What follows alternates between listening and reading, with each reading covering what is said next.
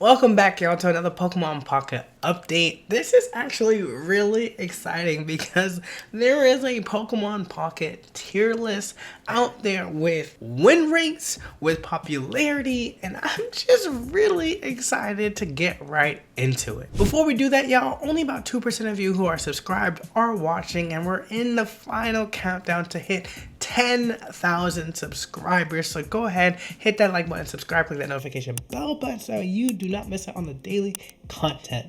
All right, with that out of the way, let's go ahead and get into it. Yeah, y'all, this right here is awesome. Shout out to the people on Untapped for this information. So essentially what they're doing here is that they are compiling the best decks, the archetypes, based on a tournament meta from Limitless TCG. So if you are a competitive person, right, like you're like, I want to go face in a tournament, what should I do, what should I bring? This is awesome. If you're also a person who's kind of like, I want to make sure that I win in the queues, right? Like I want that 15 XP. That feels great getting that. These are great decks for you to use as well too. And if you're like, I need to prepare for this sweaty event that is coming up, and this is the event that is, or this is the decks that are here for you. So let's actually just get through it. It kind of splits off into A, B, C, and D tier. A is like archetypes with win rates within one standard deviation. Win rates with, okay, so we'll just actually like break this down. A tier is just kind of like a cut above the rest. B tier, you know, a couple of things break their way, it feels good. C tier, they just need, they need something else, right? Like they'll win your one-offs. You can get into queues against random people, you play them, and like you'll feel fine. And then this D tier here is just kind of like, I don't know if we should touch it. But you can always make them work, right? Like, and that's the beautiful part about this game. Anyone can go on a win streak. So let's just talk about like what we're seeing in tournaments that are making things go really well. So here are three categories. We got, or three decks. We have Pikachu EX, Starmie EX, and Mewtwo EX. And the win rates are kind of crazy. 55.2% is no joke, right? Like you're winning a little bit more than half of your games. So like if you're running hot, Pikachu really seems like kind of like the best thing to go into. And people are realizing that, right? 23.5% of people are bringing in this deck. Before we talk about Starmie EX, we also see that the Mewtwo EX also is running very high on popularity, and that's huge. And they're netting in 52.3%. Starmie EX is running 54.6%, but people aren't bringing them.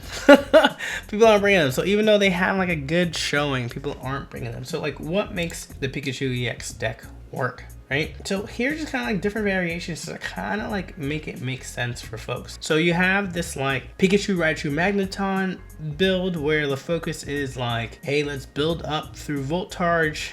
Let's get Raichu online and hit it for 140. We hit the Giovanni for 150, and that takes out our Mewtwo's.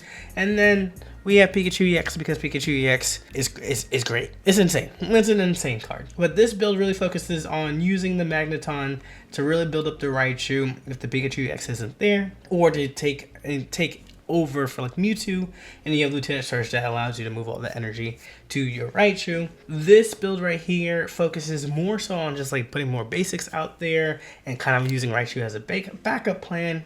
And then you have the bottom line. The Zebstrika build was actually kind of fun for a little bit because you were looking at ways to attack the back line and people are trying to hide from you. You're like, can't get away. Here I am. So that was always fun. And then kind of one of the things that this first started off with was just kind of like Electrode, Pikachu, and Zapdos, because Electrode has a free retreat cost, and that allows you to play around things, being able to build up your Pikachu safely in the back, evolve into Electrode, retreat out, and get your Pikachu EX out. For Mewtwo EX, people are trying to cook. People are trying to cook.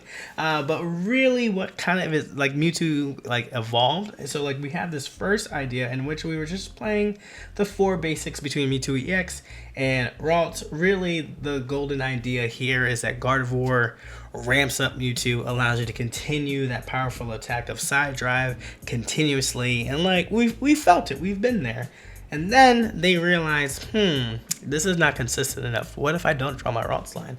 And then we start to see where this baby Mewtwo came in, and with this innovation here, it's felt that like Mewtwo has been able to be more consistent, which is crazy to say. Adding in just this one Mewtwo allows you to ramp up so that way you can retreat out, allows you to take hits, it allows the Mewtwo EX to safely build in the back, and you're just kind of like, oh my god.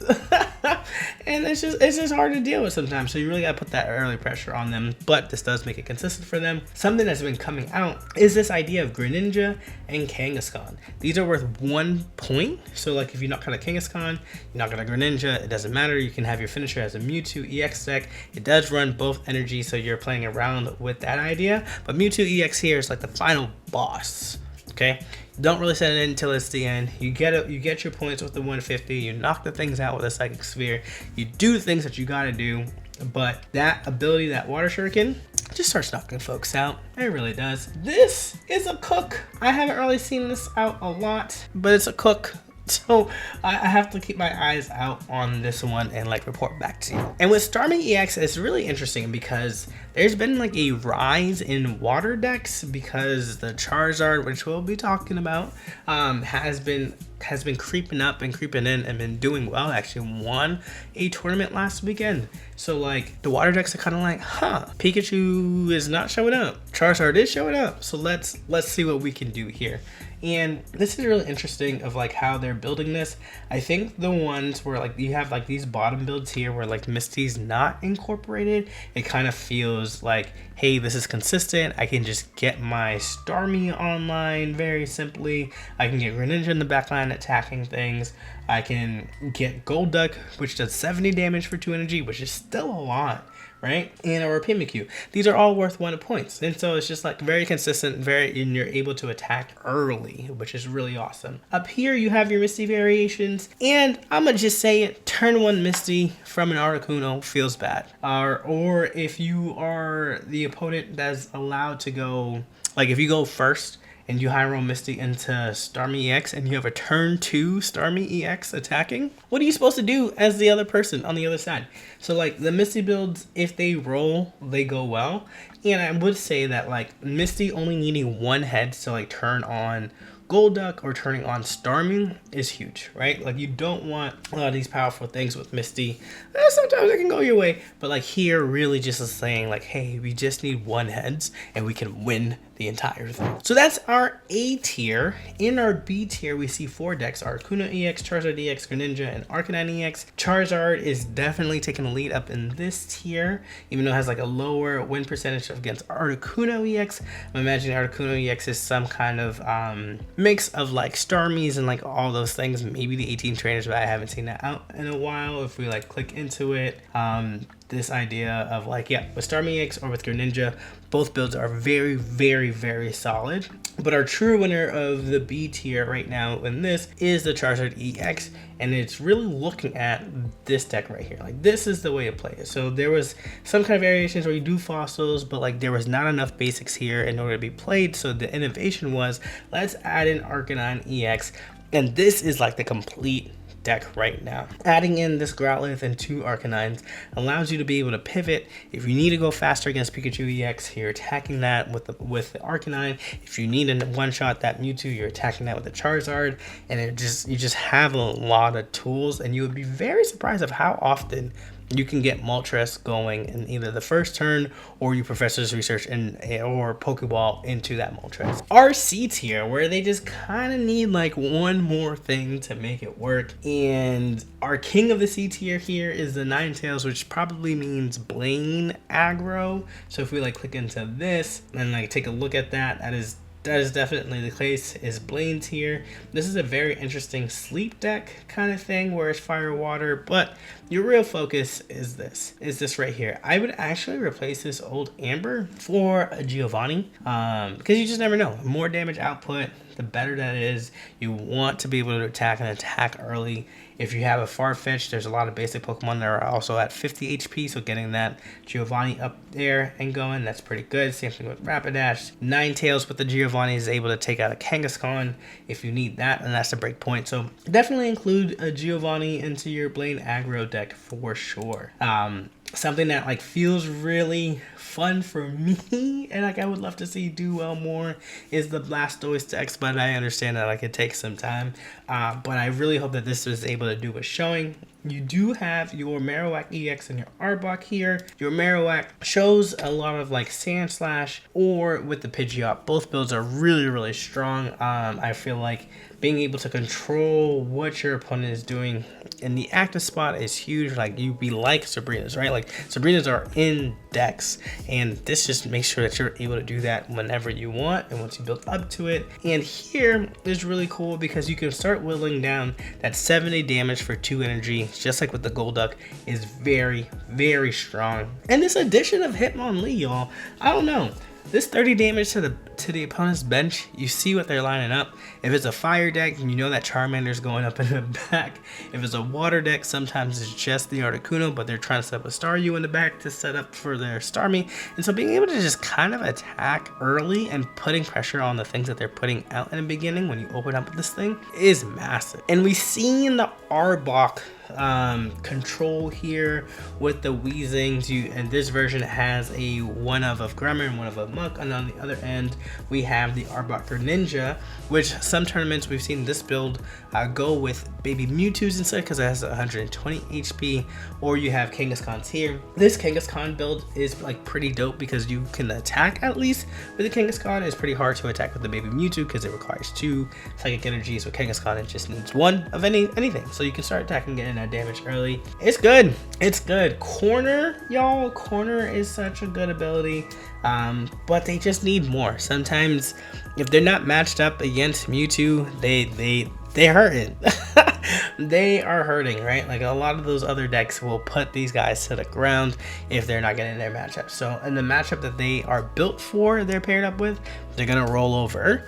But when they're faced with anything else, it's really hard for them to keep up. And then last but not least, I don't even know if we're gonna go into these ones. We do have the D tier, and it's kind of sad to see that Venusaur EX is here because it used to be like, you know, I'm not gonna say A tier up there with like Pikachu EX, but it definitely could stand on its own because of the sustain that it has, but it takes a while to set up. Same thing with Dragonite, same thing with Alakazam. And while there's been a pivot to attack fast, you have Blaine Aggro, you have Pikachu, you have Articunos with the Misties, like there's not a lot of room for you to be able to do that sufficiently inside of these tournaments where like those are the popularity rates that we're getting. So yeah, y'all, here are the decks that are coming from the tournaments. However, I do want to say that like even though these win rates are like they're you can still do work with these decks, right? And like what's one of the really cool things is that even though that there's like a Pikachu archetype or a Starmie EX archetype or Mewtwo EX archetype, the decks do look different, and it means that there's innovations. And with this new set that's coming out within like a week and some change, like I'm really hoping for more cards so that way we can see the different levels of archetypes that we're going to get. And is there another deck that's coming that can outpace what these decks are trying to do? So I don't know, y'all. Let me know. What do y'all think? What do y'all think of these decks that are here? Do you feel like they're placed right? Is there a deck that you put above or below, or feels like, nah, that sounds about right? All right, looking forward to hearing your thoughts. Until the next one, y'all. Peace.